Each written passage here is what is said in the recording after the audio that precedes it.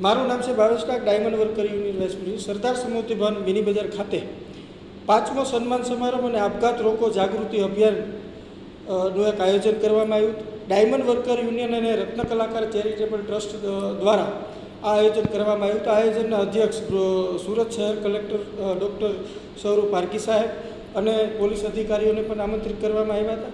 Diamond worker union અને હીરા ઉદ્યોગના ઉદ્યોગકારોના સહયોગથી 10,000 વિદ્યાર્થીઓને 1 લાખ બુક વિતરણ અમે અહીંથી કરવાના છીએ અને આ બુક વિતરણ અમે કરી નાખ્યું છે. અને આપઘાતની અંદર કઈ રીતે લોકોની જાગૃતિ આવે અને આપઘાત કઈ રીતે રોકી શકીએ એ માટે સારા સારા વક્તાઓથી પણ આ આયોજનને સફળ બનાવવા માટે રત્ન કલાકારો અને અમારી જે ટીમ છે એને હું ખૂબ ખૂબ આભાર માનું છું અને આ કાર્યક્રમની ઉપસ્થિત રહેલા તમામ મહેમાનોનો પણ હું ખૂબ આભાર માનું છું.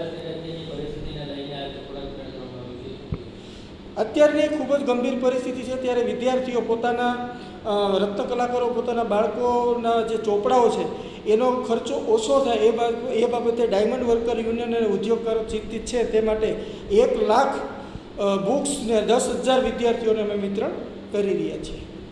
સુરત શહેરની અંદર ડાયમંડ ઇન્ડસ્ટ્રીના માલિકો અને રત્ન કલાકારો વચ્ચે સમન્વયને કામ કરતી સંસ્થા એટલે ડાયમંડ વર્કર યુનિયન.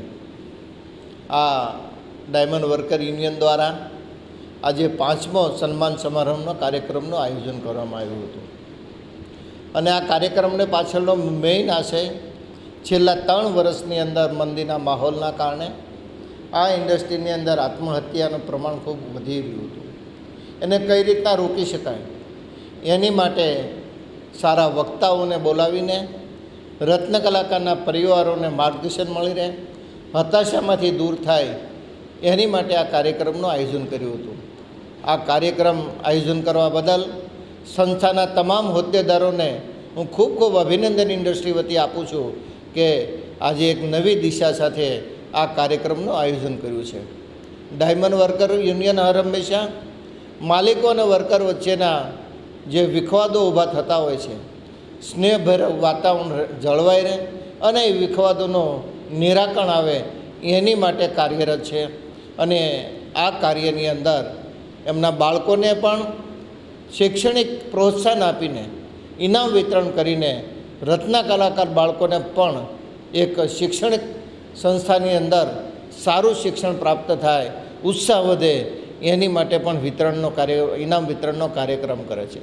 સાથે સાથે નોટબુક વિતરણનો પણ કાર્યક્રમ કરે છે. Gems and jewellery export promotion council દ્વારા પરિચય કાર્ડનું જે એક અભિયાન ઉપાડવામાં આવ્યું છે એમાં સૌથી કોઈ મોટો ફાળો હોય તો આ ડાયમંડ વર્કર યુનિયનનો છે. તે બદલ પણ એમને હું ખૂબ ખૂબ અભિનંદન પાઠવું છું.